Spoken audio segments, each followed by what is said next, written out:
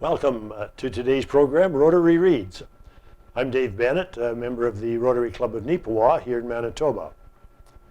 Rotary International produces a monthly magazine which it sends out to its 1.2 million members worldwide. That's, I think, in 129 countries, and it's in 25 different languages. It's quite a production sending this out every month to all the members, but there's a lot of good articles in it. It's the year's 110th anniversary of doing the magazines, and I thought it might be an idea to read some of the excellent articles on NAC TV. So I hope you enjoy them. This is from the November 2020 issue. The first article is called A Strong Start, and it is on page 14. It's written by Anne-Marie Mannion, Saving Mothers and Children. Most new parents mark their baby's progress in a series of milestones: first smile, first word, first steps. But pediatricians are focused on a milestone that might be less familiar: the first 1,000 days. The phrase is shorthand for the period between conception and a child's second birthday, a critical time frame when nutrition or lack thereof can have lifelong consequences. Research in child development has shown that when mothers and infants are poorly nourished during this stage, the adverse impact on children's physical and mental development can have ripple effects throughout their lives, and much of that damage can never be undone, even with later interventions. In 2010, with the support of the governments of the United States and Ireland and Bill and Melinda Gates Foundation and other organizations, a nonprofit called 1,000 Days was founded with the goal of making child nutrition and health funding and policy priority around the world.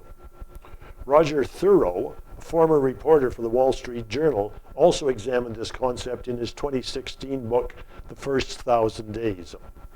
A senior fellow on global food and agriculture at the Chicago Council on Global Affairs, Thurow says that stunting is a complex problem that requires multi-pronged solutions. Even when food is plentiful, he says poor sanitation or lack of clean water can cause diarrhea or other illnesses that prevent a child from retaining nutrients. And it says here, turn to page 34 to read an essay by Thurow. We'll get to that later.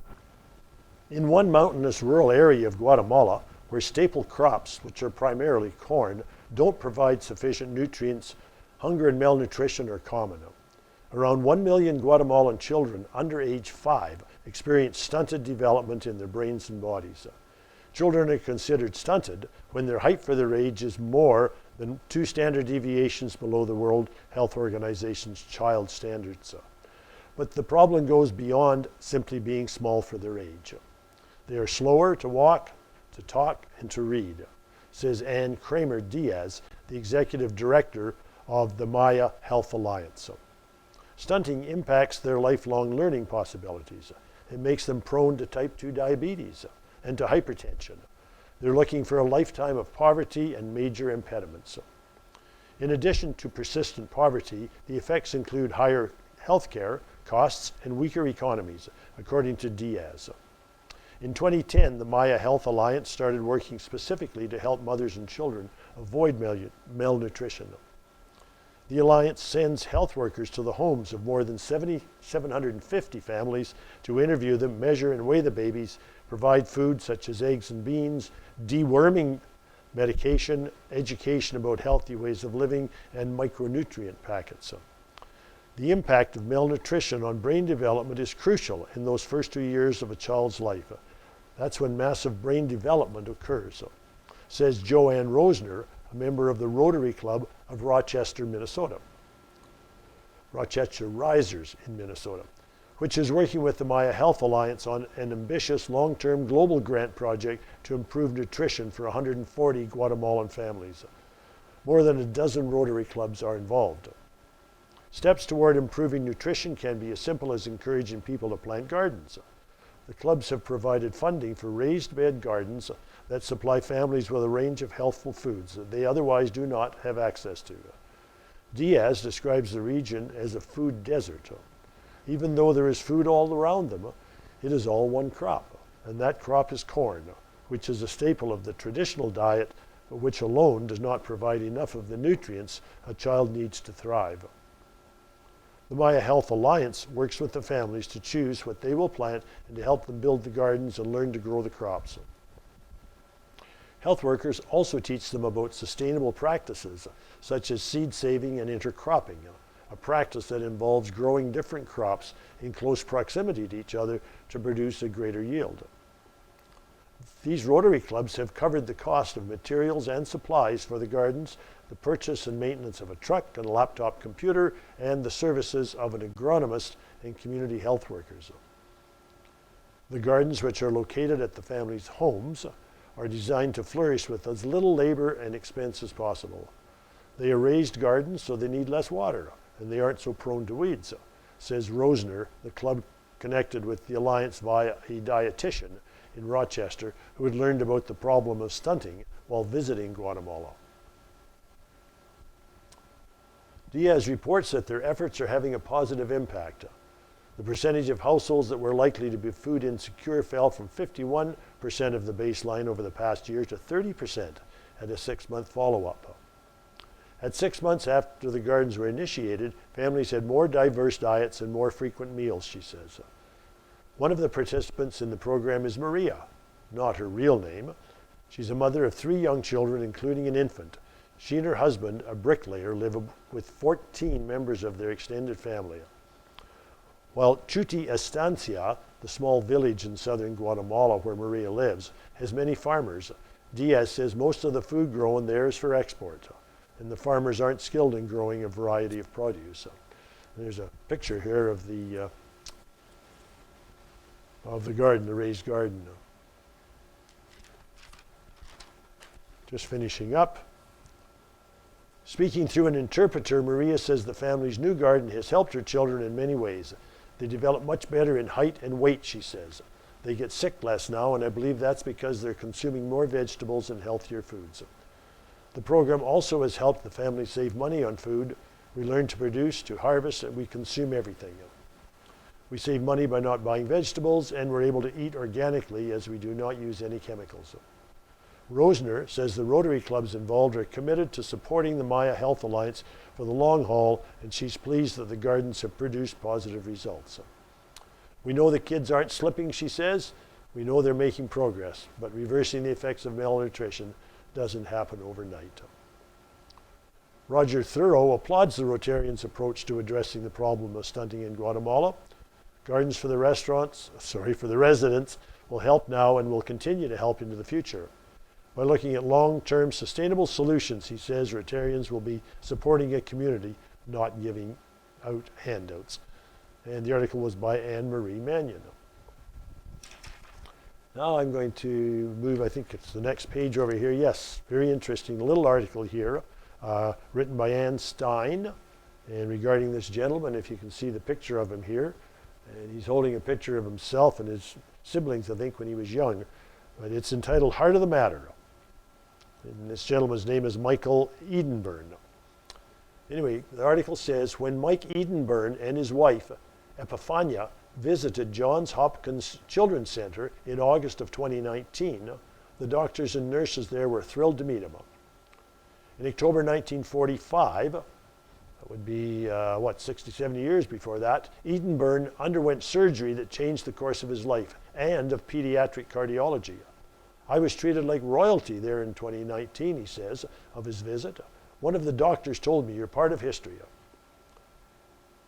Some background, each year until the 1940s, thousands of blue babies died from a congenital heart condition called the tetralogy of Fallot, which restricts blood flow to the lungs and often gives the child's skin a bluish tint. Mike's parents were told that he would most likely die by age 5. But after his mother read about a groundbreaking surgery developed at Johns Hopkins in 1944, the Edenburns brought Mike from their home in Iowa to Baltimore so surgeons could join an artery leaving his heart to an artery leading to his lungs. Today, at age 77, he is a healthy man. He and Epifania moved to the Philippines in 2005, and Mike became a Rotarian in 2007. After joining the Rotary Club of Cebu in the Philippines, he learned that his club supports Gift of Life International, a nonprofit that helps children with heart problems. Quote, "I never thought my surgery made me different until I joined Rotary and saw lives like mine were being saved," says Edenburn. His club has helped more than 500 children born with heart defects, and Edenburn visits some of them at the hospital. "I have no qualms about showing off my scars," he says. "I'd never heard of Gift of Life, so I find it remarkable that I would join this club, having been given that gift myself in 1945. It's wonderful how things turn out around and you come back around, isn't it? I was speaking to Ivan Trail this morning, and he was telling me that he went to normal school with a man that was a blue baby, and he went on to be a successful teacher in Manitoba, I believe. So isn't that kind of a neat little story? Then I thought, oh, okay, on the next pages, there's Rotary projects around the globe. Each month, they have little reports here from a number of different clubs around the world, and I usually have a look at that to see if there's anybody I perhaps happen to know. As it is on page 19, under the title England, it refers to a small, vibrant club, the Rotary Club of Louth, in Lincolnshire of England. And I taught school over there in 1968-69, about 30 miles from Louth. So it's kind of interesting to see what they're up to over there. They worked with the Lions Club in town as well, stage a town bonfire every November. They have a staff booth at the Christmas market. They shuttle senior citizens to holiday luncheons, recycle Christmas trees, and a number of projects as well. Still, the club was looking to do more. "We wanted to introduce a new fundraising activity," says member Ellen Curtis. And this is kind of a neat fundraising activity. We're all looking for those. It might be something that some other clubs could pick up. It's related to cycling, which is very popular in the UK. The club came up with a cycling event with a twist, using stationary cycles, so pretty well anybody could get on board. The event drew about 100 riders to a local fitness center on the 1st of March, before the nationwide COVID-19 lockdown took place. Each participant paid to take a seat and ride the bike for an hour at the studio, which was enhanced with disco lights and plenty of live music and so on. Made a bit of a party out of it. Curtis says the event raised about $2,500 to provide a local school with 15 laptop computers. So there's an idea, maybe even set something like that up outside. And then I wanted to go across here. There's an article that Roger Thurow, the gentleman we were talking about before, has written called "Hunger Hits Home." And he's talking about hunger and the pandemic and so on. It's very appropriate for now. The pandemic reminds us that food security isn't just over there, like in Ethiopia or somewhere. Anyway, he, in his article, writes, "Late last year, just before the coronavirus began its relentless march around the world, I joined a group of 4th graders in their crowded classroom in an Ethiopian village. Their teacher posed an adventurous question to the students. 'What would you like to be one day?' Remember, these are 4th graders. Quote, 'I would like to be a nurse and help people,' said one. 'To be a doctor,' another. 'A teacher or a businessman,' said a third. They were answers you might hear in any 4th grade classroom anywhere in the world. But this was no ordinary group of elementary school pupils. So I asked a follow-up question. 'How old are you?' The answers of those 3 were 18 years, and 21 years old. At the time of my visit, I saw this classroom with half of its students aged 18 and older. As an indictment of humanity's past neglect of nutrition and agricultural development, which had allowed hunger to persist in our world. Many of these students were young children in 2003, when in the first great hunger crisis of the 21st century, 14 million Ethiopians, many of them children, faced starvation. For the children who survived, this severe early malnutrition often resulted in stunted bodies and brains. In this classroom, I saw how stunting can become a life sentence of underachievement. It's highly unlikely that any of the students I met, teenagers and young adults just now learning simple math and struggling to read, will fulfill their own ambitions of professional careers and their desires to help others. Lost potential is the consequence of a stunted generation. What might these young people have accomplished for themselves, their families, their community, their country? For all of us, had they not been malnourished as children. Several weeks after my visit, the coronavirus pandemic shifted my perspective of what I'd seen in the classroom. These students aren't simply showing us the effects of past malnutrition, they're giving us a glimpse into the post-pandemic future, a view of how the hunger and malnutrition unleashed by this COVID-19 could carry the impact of the pandemic far into the future. The pandemic has changed how we see hunger today, both around the world and in the United States. The global health crisis became an economic calamity, followed by a nutrition catastrophe. As businesses shut down, job losses mounted, supply chains shattered, and schools that had provided vital meal programs closed, access to food and nutrition was radically interrupted, and in many cases severely limited for billions of people. The World Food Program, the United Nations agency in charge of emergency food distribution, as well as school meal programs in some places, warned that an additional 270 million people were facing grave hunger, 270 million, with children most at risk. Nutritionists predicted that stunting, which already affects nearly 1 of every 4 children in the world, would surely rise. Researchers writing in the medical journal The Lancet estimated that more than 6 million children would suffer wasting, that's severe underweight, and that as many as 10,000 children could die from malnutrition every month in the coming year. A little further into this, the pandemic has made hunger and malnutrition more immediate, more urgent, more threatening. And that is not only happening in lower and middle income countries, it's also had a profound impact in one of the richest, most bountiful countries and areas in the world, in North America. Exposing a national oxymoron, hungry North Americans. Hunger has become more personal for many Americans than at any time since the Great Depression. As the pandemic paralyzed the economy and jobs and incomes vanished, we've seen massive demand at food banks and pop-up relief pantries. Perhaps we've even been there ourselves or recognized relatives, friends, or co-workers in those crowds. We've seen highways come to a standstill with epic traffic jams and drive-through bread lines. We've seen the mad scramble to replace the subsidized breakfast and lunch programs once provided by now closed schools. We've experienced the frantic dash to grab whatever food remains on the shelves of the grocery stores. At the same time, we've seen farmers plowing under crops, dumping milk, and euthanizing livestock because their regular customers, the restaurants, schools, and businesses have stopped buying. We've seen all of this and we're shocked. But should we be? I'll move to the later here and finish up the article. Is this a moment of reckoning for our American oxymoron, now that over there is happening here? I'd seen it once before, the tragic, perplexing phenomenon of food surpluses destroyed and spoiled because of broken supply chains and disrupted markets, even as demand for food assistance skyrocketed. Yes, in Ethiopia in 2003, 17 years earlier, when I was a foreign correspondent with the Wall Street Journal then, covering development and humanitarian stories.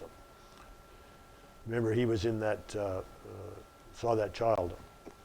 A catastrophic progression of agricultural miscalculations, international water disputes, local market breakdowns, and drought had triggered widespread famine after 2 years of bumper harvests. Up on the Borasho Plateau, south of the capital of Addis Ababa, I parted the flaps of an emergency feeding tent and stepped inside to a scene of utter horror. Dozens of children were starving to death. Speechless, I moved through the tent until I came to Tesfaye Katima, who was sitting on the floor holding his son, Hegirso. Tafasi, all skin and bones himself, told me he'd carried his boy for hours to the tent, hoping to save his life. Just a year before, he'd carried his surplus crops to this very field, which was then a bustling market. When I met them, Hegirsa was 5 years old and weighed 27 pounds. The doctors were telling Tesfaye they didn't know if his son would survive. So severe was the malnutrition shock. The connection with the previous story now. A teacher or businessman, that was the ambition voiced in December by Hegirso, now 21 years old, sitting in the front row of that crowded 4th grade classroom. He had survived, but he clearly hadn't thrived over the past 16 years.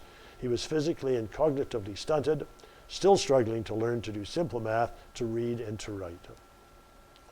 At home on a small plot of land, Higirso helps his father and his mother raise their crops of maize, potatoes and kale and tend to the family's cow and calf. He pitches in on community tree planting and rain harvesting efforts, and he's a role model for his younger siblings, who scamper after him when he walks to school.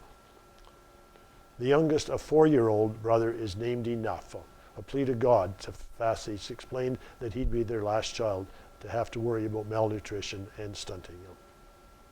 Will we decide that we've had enough? That our new normal, however it develops, will be one without hunger. If you want some further information, these foodplantsolutions.org would be a website you could Google, foodplantsolutions.org. Just a couple of other little things here to wrap up the reading. On page 60 is an article about Jennifer Jones, and that's not the Canadian curler Jennifer Jones. This is Jennifer Jones, a Canadian for sure, but she's going to be the Rotary International President in 2022-23. Jennifer E. Jones, a member of the Rotary Club of Windsor, Roseland, Ontario, has been nominated to become Rotary International's president for 2022-23, a groundbreaking selection that will make her the first woman to hold that office in the organization's 115-year history. Jones says she sees Rotary's action plan as a catalyst for increasing Rotary's impact. As we reflect upon new strategic priorities, we could have never envisioned that our ability to adapt would become our North Star during what is inarguably the most profound time in recent history. Silver linings rise out of the most challenging circumstances, she says. Using metric-driven goals, I will harness this historic landscape to innovate, educate, and communicate opportunities that reflects today's reality. As the first woman nominated to be RI President, Jones understands how important it is to follow through on Rotary's diversity, equity, and inclusion statement. I believe that diversity, equity, and inclusion begins at the top, says Jones. For us to realize growth in female membership and members under the age of 40, these demographics need to be seen in their own reflection of leadership. I will champion double-digit growth in both categories while never losing sight of our entire family. And just a bit about Jones. She's founder and president of Media Street Productions, an award-winning media company in Windsor. She was chair of the University of Windsor Board of Governors and of the Windsor Essex Regional Chamber of Commerce Board of Directors. For her service, she's been recognized with the YMCA Peace Medal, the Queen's Diamond Jubilee Medal, and Wayne State University's Community Peacemaker Award. First for a Canadian. Jennifer Jones holds a Doctor of Laws professionally. I think she's going to be a great leader, and to have a Canadian and first woman as a leader of Rotary is just great. And I'll just finish off the program here by Rotary has a few objects that they try to live by. The object of Rotary is to encourage and foster the ideal of service as a basis of worthy enterprise, and in particular to encourage and foster, first of all, the development of acquaintance as an opportunity for service. And I found that when I joined Rotary, that I met some, well, it was men at that time, of course, that I really knew around town, but I really didn't know, and it was great to get to know them as people. Secondly, high ethical standards in business and professions, the recognition of the worthiness of all useful occupations, and the dignifying of each Rotarian's occupation as an opportunity to serve society. And of course here, and certainly with the Neepawa Rotary Club and all Rotary Clubs, all professions and occupations are welcomed into Rotary. We're always looking for new members, and if you're interested in finding out more about Rotary, contact myself or any one of the Rotarians in the Neepawa area. If you're in another area, look up your Rotary Club there. I'm sure they're looking for new members too, and join in our enjoyment and fun and fight for improving the world. Third object of Rotary, the application of the ideal of service in each Rotarian's personal, business, and community life. And fourthly, the one that I tend to like the most, or not the most I guess, but I get involved in it more, the advancement of international understanding, goodwill and peace through a world fellowship of business and professional persons. I was lucky enough to have 2 teacher exchanges, one to England and one to Australia. We had lots of people over there, and been involved with the youth exchange programs and the friendship exchange. And I just really enjoy being and knowing people from around the world. Rotarians have a 4-way test that we apply for all the decisions we make. Of the things we think, say, or do, is it the truth? Is it fair to all concerned? Will it build goodwill and better friendships? And will it be beneficial to all concerned? And we'll end the program with the song of that 4-way test. The Rotary Group of Saskatoon, Nutana must have some pretty good singers in their club, better than my club anyway. And they wrote this to a song. So we'll play this at the end of the program. Thank you for watching, and tune in again next time when Rotary Reads.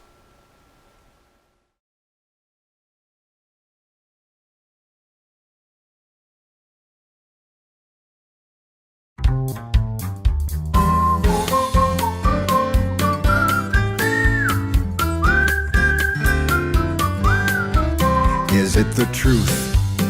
Is it fair to all concerned? Will it be